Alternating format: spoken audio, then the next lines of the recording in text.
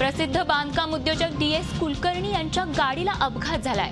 या अपघातात गाडीचा चालक जागीच ठार झाला असून DS यांच्यासह अन्य 1 जण जखमी झालाय। पुणे मुंबई एक्सप्रेस हायवेवर खंडाळा बाह्य वळण मार्गाजवळ ही दुर्घटना घडली आहे। पुण्याकडून मुंबईच्या दिशेने येणाऱ्या एका अज्ञात कंटेनरने रस्ता दुभाजक ओलांडून विरुद्ध दिशेला लेनवर जाऊन मुंबईकडून पुण्याकडे येत असलेल्या DSK यांच्या लँड क्रुझर गाडीला चालकाच्या बाजूला जोरदार धडक दिली।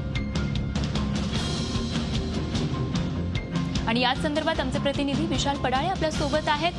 विशाल, काय सांगाल, एकूणच कसा झाला हा अपघात आणि काय अपडेट्स आहेत?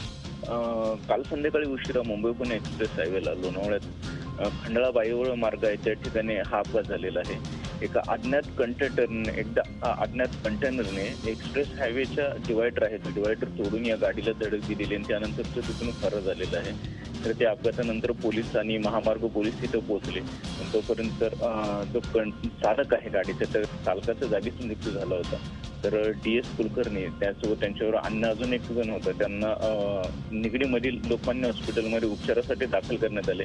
यामध्ये DSK यांच्या छातीला मार आल्याचं सांगण्यात येत आहे, परंतु आता दोघांची प्रकृती स्थिर असल्याचंही कळत आहे।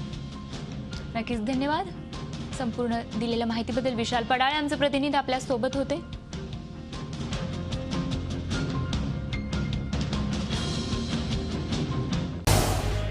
झी 24 तास रहा एक पाऊल पुढे।